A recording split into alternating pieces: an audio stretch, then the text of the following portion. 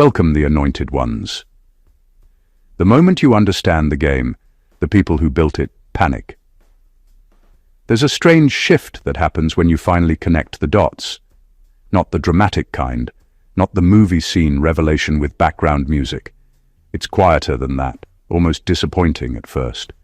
1 minute you're replaying conversations, situations, odd reactions in your head like you've done 100 times before, and then suddenly everything lines up. The confusion disappears, the fog lifts, and what replaces it isn't rage, it's clarity. That's when things get interesting. Here's a real, uncomfortable fact most people don't talk about. Manipulation only works on people who haven't yet named it. Once a scheme is identified, it loses over half its power immediately. That's not motivation, that's psychology. Control systems depend on uncertainty, self-doubt, and delayed awareness. The second awareness arrives, the entire structure becomes unstable. That's why things start to feel tense around you when you figure it out. It's not your imagination, it's structural collapse. Now let's be honest, nobody panics when you're confused. Nobody worries when you're apologizing for things you didn't do. Nobody loses sleep when you're busy explaining yourself to people who already decided not to understand you. That version of you was convenient, predictable, easy to steer, but the moment you stop trying to decode them and start decoding the pattern, the energy changes. Suddenly, people act strange, moves become sloppy, stories don't match, the vibe gets awkward. You didn't get cold, you got observant. And here's the funny part, the very people who benefited from you not seeing the scheme are often the ones who accidentally confirm it once you do. They start overperforming concern, repeating themselves, offering explanations nobody asked for. It's like watching someone aggressively explain a magic trick after you've already seen the wire. At that point, it's not mysterious anymore. It's almost comedic. This isn't about revenge. It's not about exposing names or making dramatic exits. This is about the moment you realize that what felt like chaos was actually choreography. And now you can see the steps. That's what scares them. Not what you might say, not what you might do, but the fact that whatever your next move is, it won't be blind. Stay with me, because what you figured out wasn't small, and the reaction you're sensing right now proves it. Number 1, you didn't expose a person. You exposed a system that depended on your confusion. At first, it felt like it was about one person, one voice, one source of tension, one relationship that never quite sat right. That's usually how these things start. Simple, focused, and misleading. Because once you step back and really look, you realize it was never just one individual pulling strings. It was a setup, a structure, a routine that ran quietly in the background while you were busy trying to be fair, patient, and understanding. What made the scheme work wasn't intelligence or power on their side, it was your uncertainty. The system fed off moments where you doubted yourself, replayed conversations, or tried to see things from everyone else's point of view except your own. Confusion wasn't a side effect, it was the fuel. As long as you stayed unsure, the system stayed stable. Everyone knew their role. Everyone benefited in some way, including people who pretended they didn't. The moment you stopped asking, "What's wrong with me?" and started asking, "Why does this pattern keep repeating?" the ground shifted. That question alone was enough to threaten everything. Systems don't collapse because someone gets angry. They collapse because someone gets clear. Clarity exposes shortcuts, double standards, and hidden incentives. It reveals who needs the confusion to continue and who suddenly has nothing to stand on. That's why the energy changed so fast once you saw it. Not because you announced anything, but because you no longer moved the same way. You weren't as easy to steer. You didn't absorb the blame like before. You didn't rush to smooth things over. And when a system senses it's been seen, it panics. It starts making noise. It overcorrects. It exposes itself. What scares them isn't that you know the truth. It's that you now understand how the truth was being buried. You can't unsee a structure once you recognize it. You can't unknow who benefits from your confusion. And that's the real threat. Not exposure, not confrontation, but awareness that rewires how you interpret everything going forward. Once the system loses your confusion, it loses its grip. And that kind of loss isn't temporary. Number 2, the scheme relied on you blaming yourself, and you stopped. For a long time, self-blame felt almost responsible. You thought taking the fault meant you were being mature, fair, or self-aware. When something went wrong, your first instinct wasn't to question the situation. It was to question yourself. What did I miss? What could I have done better? Did I overreact? That habit didn't come from nowhere. It was trained, quietly reinforced every time your discomfort was minimized and every time accountability somehow landed back in your lap. Self-blame is incredibly convenient for people who don't want to change. If you carry the weight, they get to stay comfortable. The scheme needed you to keep internalizing what didn't belong to you. As long as you believed the problem lived inside you, the outside world never had to be examined. And that's how the cycle kept repeating. Same confusion, same outcomes, different explanations. What changed wasn't that you became hardened or defensive. You simply paused long enough to notice a pattern. You realized that no matter how much you adjusted, explained yourself, or tried to improve, the results stayed the same. The issues were always framed as your tone, your timing, your sensitivity, your reaction. The spotlight never moved. That's when it hit you. Growth doesn't feel like constant self-erasure. Accountability doesn't require one person to carry all the weight. The moment you stopped automatically blaming yourself, something subtle but powerful happened. The emotional pressure eased. The endless replaying of conversations slowed down. You started trusting your initial reaction instead of interrogating it. And that's when the fear set in on the other side. Because once you stop absorbing blame that isn't yours, it has nowhere to go. It starts circling. It starts landing where it should have all along. That's why people get uneasy when you no longer apologize for existing. When you don't rush to fix what you didn't break. When you calmly say less, not out of avoidance, but because there's nothing left to defend. The scheme collapses right there. Not with drama, not with speeches, but with the simple, radical decision to stop carrying guilt that was never yours to begin with. Once self-blame is gone, control goes with it. Number 3.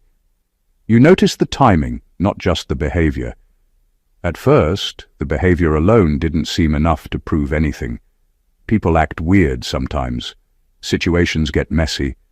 That explanation works, until you start paying attention to when things happen.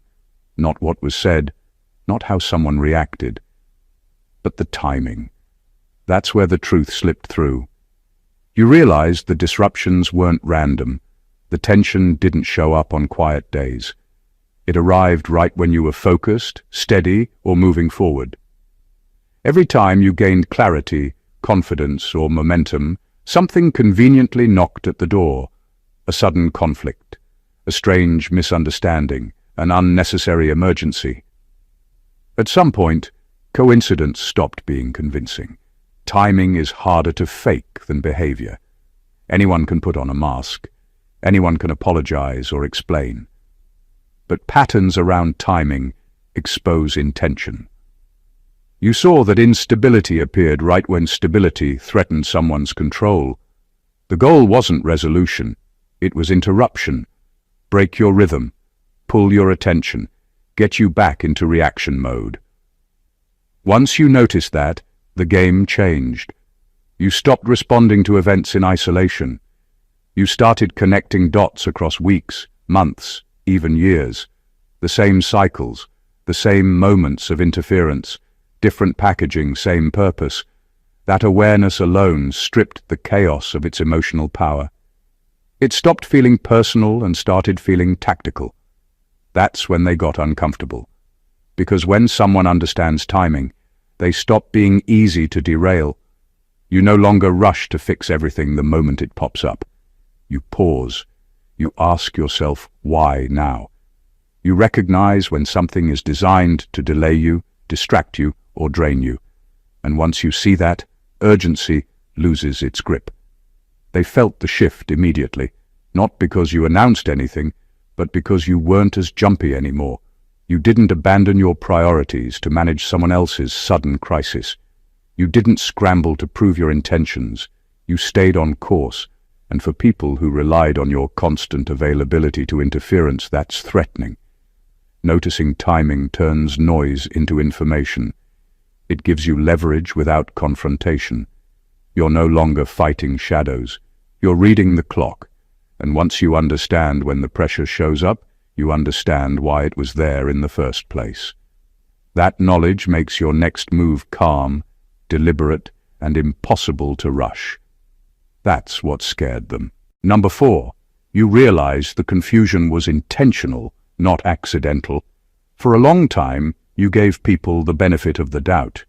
You assumed mixed signals came from stress, poor communication, or misunderstanding. You thought the contradictions would clear up if you explained yourself better or waited long enough. That belief kept you patient and stuck. Because what you eventually saw was uncomfortable. The confusion wasn't a flaw in the situation. It was the design. Nothing stayed clear for long. Agreements shifted. Stories changed. One day you were praised, the next day questioned. Rules applied until they didn't. When you tried to get clarity, you left with more fog than you arrived with. That wasn't bad luck. That was control. Confused people hesitate. They second-guess. They look outward for confirmation. And as long as you were unsure, someone else got to decide what was reasonable. The breakthrough came when you stopped treating each moment as separate and started looking at the outcome. No matter how calm you were, how precise your words were, or how fair your intentions were, the result stayed the same. You walked away, doubting yourself. That's when it hit you. If confusion were accidental, it would resolve over time. But it didn't. It deepened. It repeated. It became familiar. Once you named the confusion for what it was, its power dropped instantly. You didn't need every answer anymore. You didn't need perfect explanations. You understood that clarity wasn't being withheld because it was hard to give. It was being withheld because it was dangerous to give. Clear situations limit manipulation. Clear agreements create accountability. Confusion keeps the door open. That realization changed how you moved. You stopped chasing closure that was never coming. You stopped over-explaining yourself into exhaustion. You started trusting what made sense instead of forcing yourself to accept what didn't. And that shift unsettled the people who benefited from the fog. They sensed it right away. Not because you confronted them, but because you stopped playing along. You didn't argue inside their maze anymore. You stepped outside it. And once you do that, confusion loses its grip. It can't trap someone who refuses to stay disoriented. What scared them wasn't that you demanded clarity. It was that you no longer needed it from them to move forward. Number 5. You understood that being misunderstood was part of the plan. For years, you felt like people just didn't get you. You over-explained, clarified, and justified trying to bridge gaps that seemed impossible to cross. It was exhausting, frustrating, and often humiliating. You thought it was bad luck, personality clashes, or maybe your own inability to communicate. But then it became clear. Being misunderstood wasn't an accident. It was intentional. It was part of a strategy carefully crafted to keep you off balance and silent. They needed the world to see a version of you that wasn't accurate, a version that could be questioned, doubted, or dismissed. Every misinterpretation, every exaggeration, every subtle twist of your words served a purpose. It created isolation, without them ever appearing aggressive. People would look at you and hesitate, unsure what was real, because the narrative around you had been carefully edited behind the scenes. Their success relied on the world doubting your integrity, your intentions, or your clarity. When you realized this, a quiet power replaced frustration. You no longer wasted energy trying to convince people who had already been conditioned to misinterpret you. You started observing instead of defending, taking note of who perpetuated the narrative and why. That's when things shifted. You were no longer a participant in the distortion. You were an observer of the mechanics that made it possible. The fear they felt when you noticed it was immediate and undeniable. The system they had built to control perception depended on your own self-doubt. Once you stopped internalizing their misrepresentations, the narrative lost its stability. The carefully planted misunderstandings no longer stuck.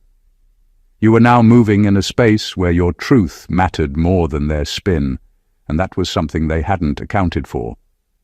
Being misunderstood had been their weapon, but by seeing it as a tactic rather than a personal failure, you disarmed it completely. That's why the energy around you changed. Not because you shouted your truth, but because you refused to live in their edited version of reality. Once that happens, the fear is no longer subtle.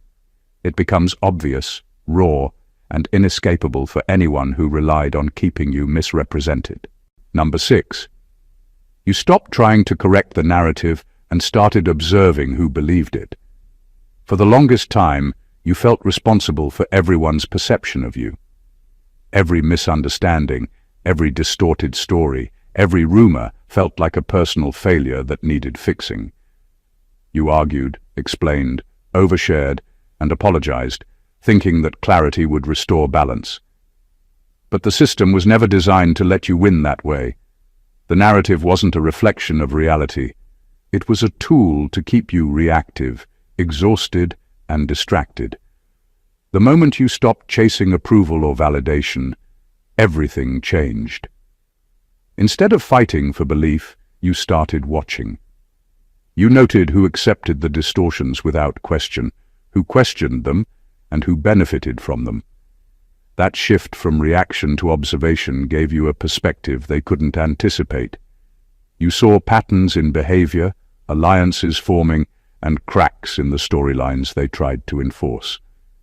You weren't just aware, you were analyzing the mechanics of control. Observation gave you power they could never take away.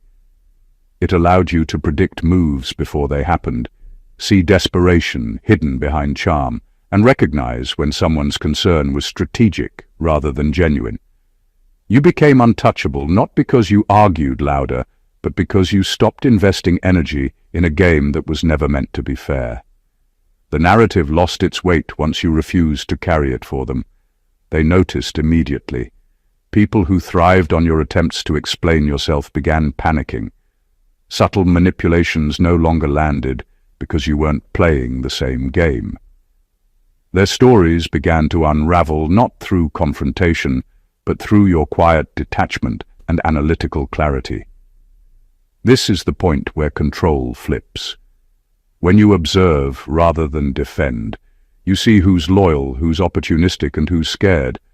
And once you understand that, your next move isn't a reaction, it's a strategy.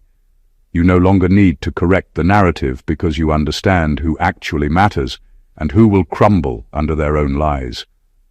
The system that depended on your participation begins to falter, and that's when fear becomes palpable.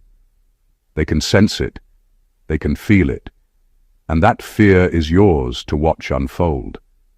Number 7. You saw that your emotional reactions were being harvested. For a long time, every time you got frustrated, hurt, or angry, it felt personal, like the weight of your emotions was yours alone to carry. You thought your reactions were private, that they only affected you. But eventually the pattern became undeniable. Every flare-up, every tear, every moment of vulnerability wasn't just noticed. It was being studied, logged, and used. Your emotions weren't just feelings, they were data points, feeding a system designed to predict your next move, anticipate your weak spots, and manipulate your behavior. The subtlety of it is what makes it so dangerous. It wasn't always blatant. Sometimes it was a remark meant to provoke, a delay in response, a slight shift in tone.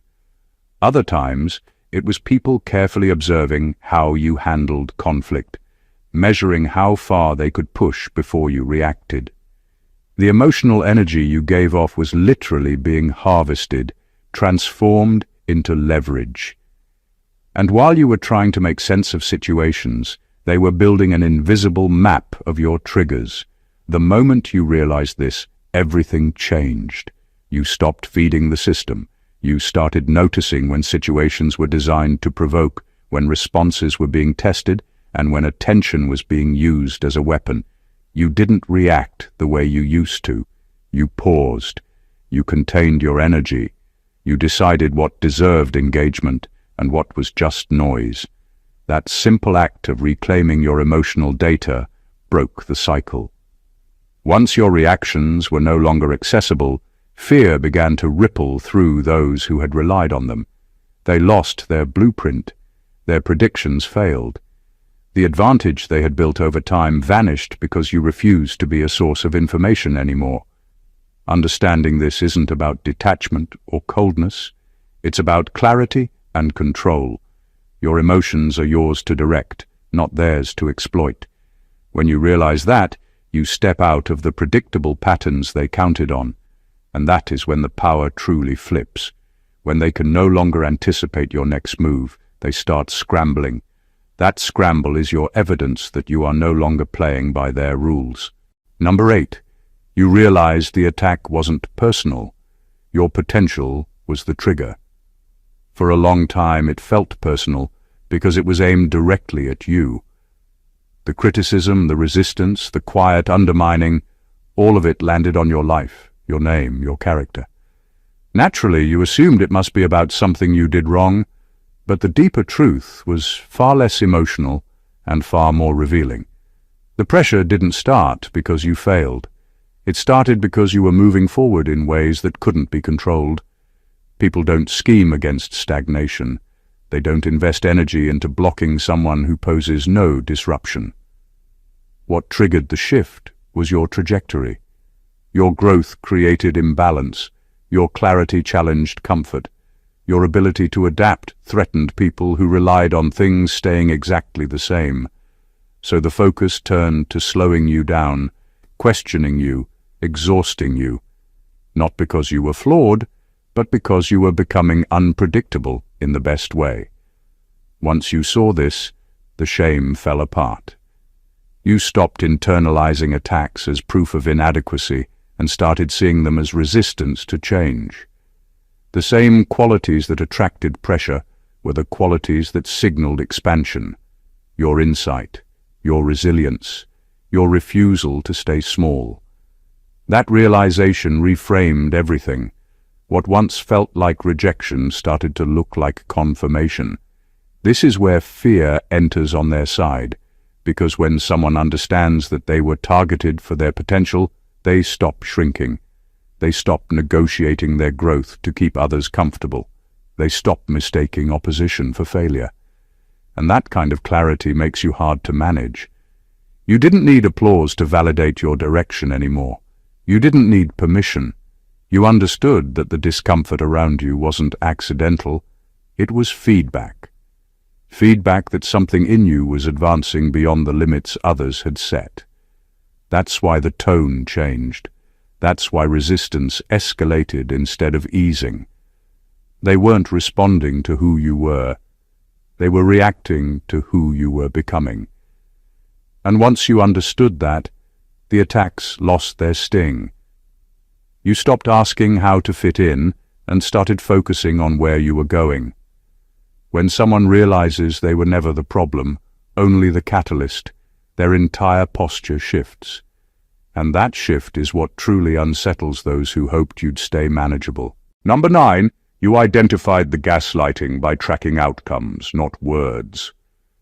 For the longest time, you focused on what people said. You listened to their explanations, promises, and apologies, hoping the words would match the reality. You replayed conversations in your head, analyzing tone, phrasing, and intent. And for years, it felt exhausting because something never added up. The logic of the situation didn't match what was being communicated. That's when you realized the problem wasn't in what they said. It was in the outcomes. Gaslighting thrives on this disconnect. Words can be controlled, edited, repeated, and polished, but outcomes, actions, patterns, and results don't lie. They reveal what people are actually willing to do versus what they claim. Once you started measuring reality instead of memorizing explanations, the pattern became impossible to ignore. Promises never followed through. Apologies weren't accompanied by change. Commitments were only temporary. The story didn't match the results, and suddenly it all made sense. That's when clarity hit. You stopped arguing over words. You stopped trying to convince people that the way things felt to you was real. Instead, you started observing patterns. You noticed who consistently failed to uphold their own standards, who shifted blame, and who manipulated perception while pretending accountability. Tracking outcomes removed ambiguity. It revealed manipulation without needing anyone to admit it. And once you trusted the evidence in front of you, the gaslighting lost its hold. You were no longer second-guessing yourself because the reality of actions spoke louder than any words ever could. You became immune to excuses, justifications, and performances designed to confuse. That's when their fear became tangible. Gaslighters rely on your uncertainty. They need you doubting yourself to keep control. When you stop doubting and start tracking outcomes, they scramble. They over-explain, overcompensate, and expose their strategy without realizing it. You've shifted from reacting to observing, from defending to calculating. And in that shift, you reclaim the narrative entirely. Once you start seeing the truth in what actually happens, no words can manipulate you. The scheme crumbles quietly, inevitably, and without drama. And that's exactly what terrifies them. Number 10. You noticed how nervous they became when you stopped oversharing. Oversharing once felt natural to you. You talked things through, explained your thoughts, shared your worries, and let people see inside your head. You thought openness built trust, and in healthy spaces, it does. But in this situation, your openness became access. Every detail you shared helped someone stay one step ahead of you. Your thoughts became leverage. Your doubts became tools. Your plans became something to interfere with before they even had a chance to grow. When you stopped oversharing, it wasn't because you became secretive or guarded out of fear. It happened because you no longer felt the need to justify yourself. You realized that not everyone needed a front-row seat to your inner world, and that's when the shift happened. Suddenly, people seemed unsettled. Conversations felt awkward. They asked more questions than usual. They filled silence with nervous explanations. The energy changed. What made them uneasy wasn't the lack of information, it was the loss of control. When you used to talk freely, they could predict you. They knew what mattered to you, what hurt you, what you were planning. Once that stream dried up, they were left guessing. And people who rely on information to manage outcomes do not like guessing. You also noticed how quickly assumptions replaced understanding. When you shared less, others projected more. That alone told you everything. The discomfort wasn't about connection. It was about access. Your inner world had been a resource, and you quietly closed the door without announcing it. What's powerful is that you didn't have to confront anyone to see this. Their behavior revealed it for you. The nervous laughter, the probing questions disguised as concern, the sudden need to check in. It wasn't warmth, it was recalibration. By keeping parts of yourself private, you didn't lose power. You gained it. You moved without interference. You thought without outside noise. You decided without someone else steering the outcome. And once you experienced that clarity, there was no going back. They fear this version of you because they can no longer read ahead. They can't anticipate your reactions. They can't prepare for your next move. And that uncertainty makes them restless, exposed, and visibly uncomfortable. All because you stopped telling them everything. Number 11. You saw how quickly they scrambled to regain relevance. Once you started stepping out of their predictable patterns, you noticed something remarkable: the sudden flurry of activity, the desperate attempts to reinsert themselves into your orbit. It wasn't subtle. It wasn't accidental. The same people who had ignored, dismissed, or undermined you suddenly became overly attentive, overly helpful, overly apologetic. Their behavior screamed one thing: panic. They realized their previous influence was slipping, and now they had to prove it still mattered. This scramble isn't about genuine concern or care. It's a reaction to losing control. People who have relied on keeping you reactive or dependent don't know how to respond when that influence evaporates. They start overcompensating, sometimes with unnecessary gestures, sudden check-ins, or over-explaining things that didn't need explanation. Their timing is always off, their efforts exaggerated, their urgency unnatural. That's because influence doesn't disappear quietly.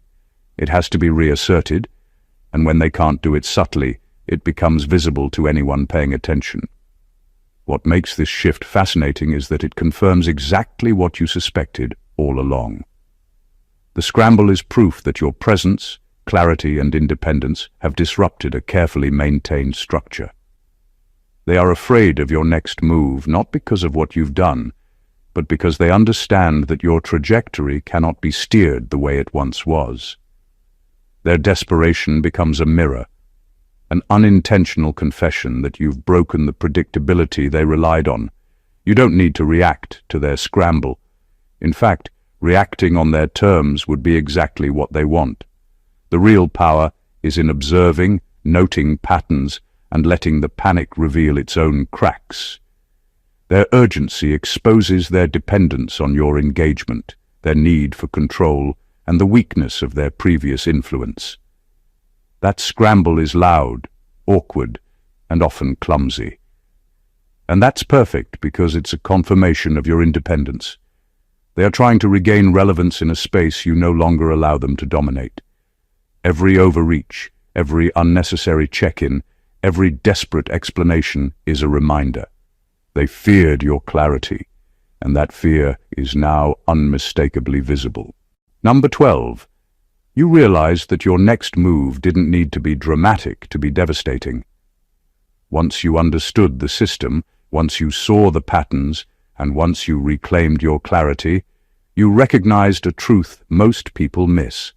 You don't need fireworks to shift the game. The most effective moves are quiet, deliberate, and informed.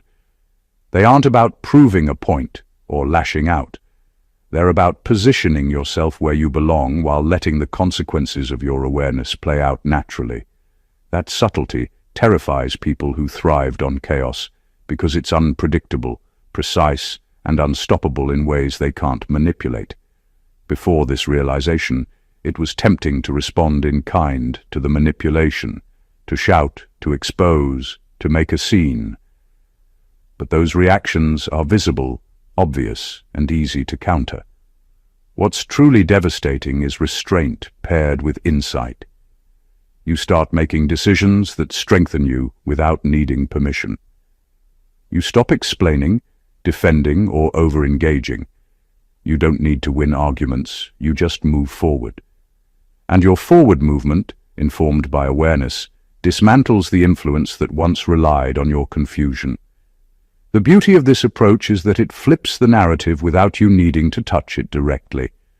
Every calculated choice you make, every boundary you enforce, and every piece of energy you reclaim becomes evidence that the system that tried to control you is failing. You don't have to shout to show power. You just live with precision, and the cracks appear on their own. That's why fear escalates around this stage. They don't know what your next move will be, but they know it will matter. It won't be performative, it will be effective, it won't be loud, it will be undeniable. And that uncertainty is unbearable for anyone who relied on predictability and reaction. The lesson is simple, yet profound. Awareness is the ultimate leverage. You don't need chaos to prove your point. You don't need confrontation to reclaim your space. The quiet, calculated steps forward are enough to shift the balance, expose the weaknesses of the system, and make everyone who underestimated you realize that the power they feared was never in them. It was in your clarity all along. Number 13. You recognized that distance was more dangerous to them than confrontation. For years, you treated confrontation as the ultimate test. You thought standing up, arguing, or proving yourself was where power lay. But as you observed the system, you realized something deeper. Distance, not drama, is far more destabilizing. When you disengage, when you step back and refuse to play by their rules, the impact is silent, strategic, and terrifying to those who thrived on your energy. They don't just lose influence in that moment, they start scrambling to regain access to what they've lost. Distance exposes reliance. People who rely on your reaction, attention, or involvement can't handle absence. Without your participation, their control becomes visible, fragile, and unsustainable. The subtle manipulations, the strategic gaslighting, the emotional harvesting, all of it loses its efficiency when you are no longer available to feed the system. And because they've never had to operate without that access, the discomfort is palpable, almost frantic. The beauty of this realization is that it doesn't require aggression or confrontation. You don't need to prove them wrong. You don't need to issue ultimatums or explanations. You simply redirect your energy, focus on your own clarity, and allow the absence to do the work. Every time you remain composed, disengaged, and strategic, you strip the system of its power. Their panic isn't visible at first, but small slips, overcompensation, and desperate attempts to regain connection reveal the truth. They were dependent on your presence. Distance flips the script because it turns their leverage into weakness. What they counted on, your participation, your engagement, your reactions, becomes irrelevant. And in that irrelevance, the hierarchy they built starts to collapse. You're no longer playing the game they designed, you're operating outside it. Once you understand this, the fear becomes obvious. They realize that confrontation wouldn't have done half the damage that your quiet withdrawal does. Distance, observation, and selective engagement are far more potent than any loud declaration. And that silent disruption is exactly what terrifies them, because they can no longer control the narrative, manipulate outcomes, or predict your next move. Number 14. You realized the scheme collapsed the moment you trusted your perception. For a long time, you didn't lack intelligence or awareness. You lacked permission. Permission to believe what you were seeing without running it through someone else's approval first. You sensed things early, but you overrode your instincts because you were taught to doubt yourself, to be fair, to wait for more evidence, to give people the benefit of the doubt even when your body was already warning you. That delay is where the scheme lived. Everything changed the moment you stopped outsourcing your perception. You didn't need more proof. You didn't need a confession. You didn't need consensus. You simply allowed yourself to say, "I see what's happening, and that's enough." That decision collapsed the entire structure, because the scheme was never built to survive awareness. It was built to survive hesitation. Once you trusted your perception, the confusion evaporated. You no longer replayed conversations endlessly. You no longer tried to decode hidden meanings or search for alternative explanations that made others look better at your expense. What felt heavy before suddenly felt obvious, and when something becomes obvious, it loses its power to manipulate. That's when the fear truly set in on their side, because perception is the one thing that can't be negotiated, managed, or rewritten once it's reclaimed. They could twist words, they could delay answers, they could shift blame, but they couldn't make you unsee what you finally trusted yourself to recognize. Your posture changed without you trying. Your responses shortened. Your decisions came faster. Your tolerance dropped naturally. Not out of bitterness, but out of clarity. You weren't hardened, you were aligned. And alignment makes manipulation impossible because it removes the internal conflict manipulators depend on. The scheme didn't end with exposure. It didn't end with confrontation. It ended quietly, internally, the moment you stopped doubting your own awareness. From that point on, everything else was just fallout. That's why they're scared of your next move. Not because it will be loud or aggressive, but because it will be rooted in perception you now trust. And once someone trusts themselves fully, no external system can ever regain control over them again. Conclusion. By the time you reach this point, it's clear. What you faced wasn't random chaos, a string of unfortunate events or personal vendettas. It was a meticulously crafted system designed to keep you reactive, confused, and doubting yourself. Every misdirection, every contradiction, every subtle manipulation had a purpose. And the most remarkable truth is this: you saw through it. You didn't just survive the scheme, you unraveled it from the inside out.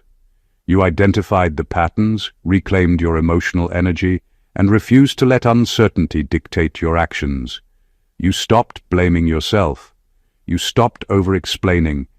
You stopped participating in the narrative they relied on, and in doing so, you became untouchable in a way they never anticipated. The power you now hold isn't flashy. It doesn't rely on drama, confrontation, or revenge. It comes from clarity, from observation, from trusting your own perception when the system was built to make you question it at every turn. Each move you make now is deliberate, informed, and strategic. The panic, the overcompensation, the nervous recalibration you see from those who tried to control you is the proof of your awakening. The same forces that once sought to manipulate your thoughts and your life are now exposed, scrambling in ways that confirm exactly how powerful your awareness is. This isn't just a victory, it's a transformation. You've turned every attempt to destabilize you into a map, every doubt they planted into evidence, and every moment of interference into an opportunity to move with precision. You are no longer operating within the system they created. You're operating outside it, on your own terms. And that shift changes everything. If this message resonates with you, if you feel the weight of what you've just realized and want more insights like this, make sure to take action. Subscribe to the channel for more content that uncovers the hidden layers of power, manipulation, and truth. Like this video to show you're ready to step into your clarity. Comment below with your thoughts, experiences, or breakthroughs. Let's build a community of awareness. And share this with someone who needs to see it, because awareness grows when it's shared. This isn't just a video, it's a movement. You've already started walking the path. Now, keep going. God bless you.